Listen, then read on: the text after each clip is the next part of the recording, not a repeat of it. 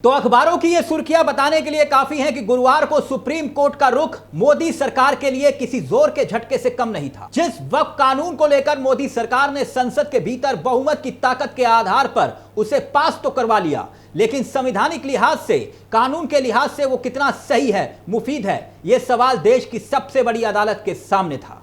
इसीलिए chief justice of India ने एक एक करके ऐसे ऐसे सवाल पूछे कि मोदी के वकील उसका एक भी जवाब सही तरीके से दे नहीं पाए। खबर इतनी ही नहीं है दोस्तों कि सरकार को कोर्ट ने जवाब देने के लिए 7 दिन की मोहलत दी है। दरअसल खबर उससे भी बड़ी है, क्योंकि कोर्ट में जो हुआ उससे आपको ध्यान से सुनना चाहिए। कोर्ट ने साफ तौर पर क्या क्या कहा उसे आपको गौर से सुनना चाहिए। वक्फ संपत्ति की स्थिति नहीं बदलेगी, कोर्ट यह कह रहा है। एक एक करके ध्यान से सुनिएगा। फिलहाल यथास्थिति बनी रहेगी, सुप्रीम कोर्ट का कहना है। यह तो रहा मोदी सरकार के लिए पहला जोर का झटका। दूसरा झटका यह कि वक्फ बाय यूजर में कोई बदलाव नहीं होगा, सुप्रीम कोर्ट कह रहा है। फिर इसके साथ ही एक और बड़ी खबर आई। बड़ी खबर यह आई कि वक्फ से जुड़े ट्रस्ट में कोई नियुक्ति नहीं होगी, यानी कोई भी फैसला मोदी सरकार नियुक्ति को लेकर नहीं कर पाएगी। सुप्रीम कोर्ट ने रोक लगा दी। साथ ही कोर्ट ने यह भी कहा और साफ कर दिया कि 5 मुख्य आपत्तियों पर सुनवाई होगी, यानी कि 5 मुख्य आपत्तियों पर सुनवाई होगी, याचिकाओं पर नहीं। और अगली महत्वपूर्ण बात यह कि 5 मई की तारीख मुकर्रर की गई है अगली सुनवाई के लिए, यानी सोमवार का ही दिन। कुल मिलाकर देखें और समझे तो सुप्रीम कोर्ट से सरकार को मिली 7 दिन की मोहलत, मतलब साफ है कि सुप्रीम कोर्ट सरकार की दलीलों से संतुष्ट नजर नहीं आ रहा था। तभी तो कोर्ट ने साफ कर दिया कि स्टेट के वक्फ बोर्ड और सेंट्रल काउंसिल में कोई भी अध्यक्ष नहीं बनाया जाएगा। सरकार को सुप्रीम कोर्ट से जवाब देने के लिए 7 दिन का वक्त तो मिल चुका है, लेकिन तब तक वक्फ बाय यूजर में कोई छेड़छाड़ नहीं की जा सकती। बोर्ड में किसी तरह की नियुक्ति नहीं हो सकती। वक्फ बोर्ड की संपत्ति सुरक्षित रहेगी, उन्हें डीनोटिफाई नहीं किया जाएगा। तो क्या यह मोदी सरकार के लिए एक झटका नहीं है?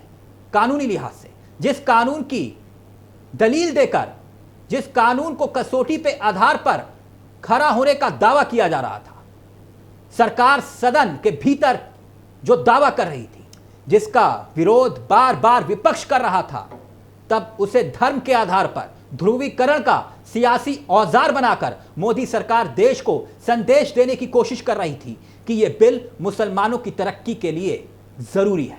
मैं एक याचिकाकर्ता भी रहा हूं इस मामले में। तो आज माननीय उच्चतम न्यायालय का जो अंतरिम राहत का आदेश है, उस पर मैं माननीय उच्चतम न्यायालय का शुक्रिया भी अदा करता हूं और राहत की सांस भी लेता हूं कि वक्फ कानूनों में जो संविधान विरोधी संशोधन किए गए थे, उस पर आज माननीय उच्चतम न्यायालय ने कई सारे बिंदु हैं जिस पर रोक लगाई है अगले आदेश तक। तो जेपीसी में जो सुझाव विपक्ष के तमाम सांसदों ने दिए थे, जिसे नकार दिया गया था, संसद में बहस के दौरान लोकसभा और राज्यसभा में जो सुझाव विपक्ष के सांसदों ने अपने डिबेट के दौरान रखे थे, जिनको नकार दिया गया था, सरकार ने बिल्कुल नहीं सुना था, उन तमाम पहलुओं को लेकर के कई सारे याचिकाकर्ता जो माननीय उच्चतम न्यायालय की चौखट तक गए। तो आज माननीय उच्चतम न्यायालय ने जो फैसला दिया है, हम उस अंतरिम राहत के लिए उनका शुक्रिया अदा करते हैं और हमें पूरा विश्वास है कि आने वाली अगली सुनवाई में हमें और राहत मिलेगी, क्योंकि यह संविधान के मूल पर हमला था। कोर्ट अलग से सख्त नहीं हुआ। कोर्ट सख्त क्यों हुआ, अब वो भी समझिए।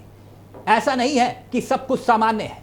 कोर्ट इतने सख्त लहजे से पूछता है कि वक्फ काउंसलिंग में हिंदू सदस्य हो सकते हैं, लेकिन क्या आप हिंदू बोर्ड में किसी मुस्लिम को सदस्य बना देंगे? सुप्रीम कोर्ट ने सीधा सीधा सवाल तो किया और सुनवाई से पहले, यानी कि पहले ही दिन, सुनवाई के पहले दिन, यानी कि 16 अप्रैल का मैं जिक्र कर रहा हूं, 16 अप्रैल को ही सरकार से पूछ लिया था।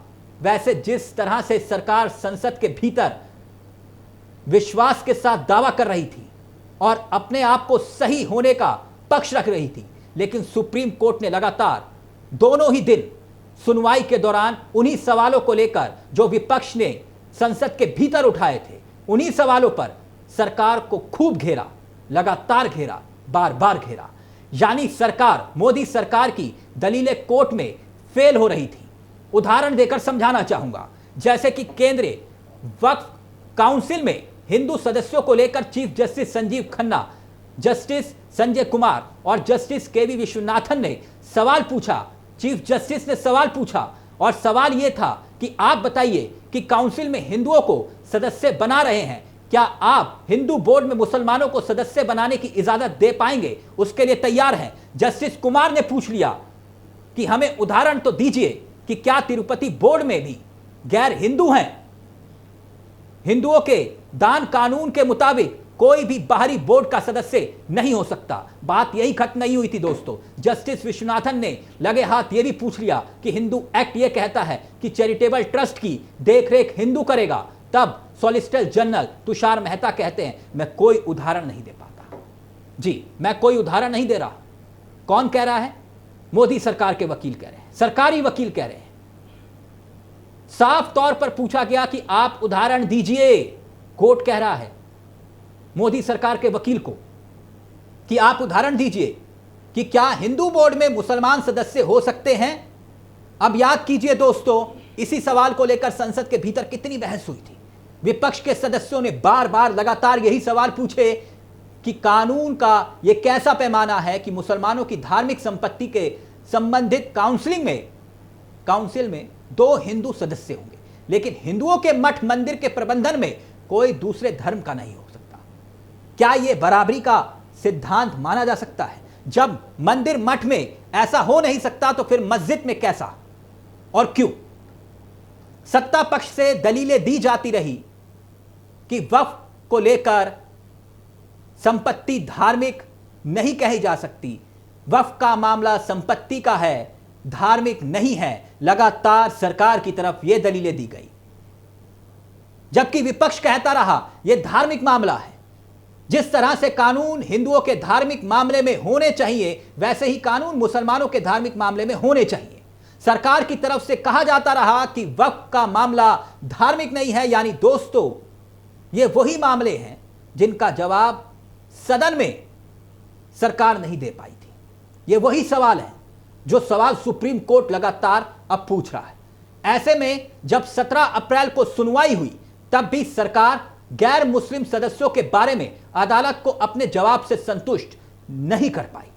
वैसे तो पहले ही दिन सुनवाई के दौरान कपिल सिब्बल ने कह दिया था और सवाल के लहजे में दलील दी थी कि वक्फ कानून संविधान के अनुच्छेद 26 का उल्लंघन करता है। यह अनुच्छेद हर धार्मिक समुदाय को अपने धार्मिक मामलों का प्रबंधन करने की स्वतंत्रता देता है। तब सरकार कैसे तय कर सकती है कि वक्फ केवल वही कर सकता है जो पिछले 5 साल से इस्लाम का पालन कर रहा है? राज्य कैसे तय कर सकता है? राज्य कौन है तय करने वाला कि मैं मुसलमान हूं या नहीं, और इसके लिए वक्फ बनाने के योग्य हूं या नहीं? अगर मैं जन्म से मुसलमान हूं तो मैं क्यों करूंगा? जो मेरा पर्सनल कानून है वही तो लागू होगा। यह दलील थी, कपिल सिब्बल थी। कपिल सिब्बल कोर्ट में कह रहे थे। यह सब दलीलें कपिल सिब्बल दे रहे थे। दिलचस्प बात यह है दोस्तों, जब कोर्ट में सरकार के पास कोई दलील नहीं बची, कोई जवाब नहीं बचा, तो सरकार की तरफ से सॉलिसिटर जनरल जो बात रख रहे थे तुषार मेहता, वो कहते हैं कि कानून पर विचार विमर्श संसद के भीतर हुआ। अब सुनिएगा इसे गौर से। वो क्या कह रहे हैं? वो कह रहे हैं जब दलीलें खत्म हो गई कि संसद के भीतर इस कानून पर बहस हुई है। संसद की संयुक्त समिति जेपीसी बनाई गई थी और लाखों लोगों से सुझाव लिए गए थे और इस सब पर विचार हुआ था। उसके बाद कानून लाया गया जो इस वक्त कोर्ट के सामने, कोर्ट की दहलीज पर, कोर्ट की चौखट पर पेश है, जिस पर सुनवाई चल रही है। लेकिन कोर्ट की तरफ से इन दोनों दिनों के भीतर जो सवाल उठाए गए, उस पर तुषार मेहता पहले और दूसरे दौर में संतोषजनक जवाब नहीं दे पाए। मतलब कुल मिलाकर देखें, लब्बो लबाब यही है और समझें कि कोर्ट में मोदी सरकार की दलीलें टिक नहीं पा रही। सुप्रीम कोर्ट के सामने कुछ बड़े सवाल तो हैं और गंभीर सवाल भी हैं, और उन्हीं सवालों का जवाब वो तलाशना चाह रही है। मुसलमानों के धार्मिक कार्य से जुड़े बोर्ड में गैर मुस्लिम सदस्य क्यों होने चाहिए? इस सवाल का जवाब आज नहीं तो कल सरकार को देना होगा। क्या हिंदू बोर्ड में मुसलमान हो सकते हैं? इस सवाल का जवाब तो देना ही है। दूसरा सवाल ये कि वक्फ बाय यूजर का एक और सवाल बनता है, क्योंकि 5 साल से इस्लाम का पालन करने वाला ही वक्फ कर सकता है। क्यों जरूरी है ये? और बड़ा सवाल ये कि अलाल औलाद का वक्फ करने से पहले बेटियों को हक देना होगा, यह भी एक बड़ा सवाल है। खैर, अब 7 दिन में सरकार को जवाब देना है, मगर इतना तय है कि सरकार वक्फ कानून को लेकर चारों तरफ से घिरती हुई दिखाई दे रही है। सदन के भीतर, सदन के बाहर अपने भी घेर रहे हैं और सुप्रीम कोर्ट भी घेर रहा है। नमस्कार, जय हिंद, जय भारत।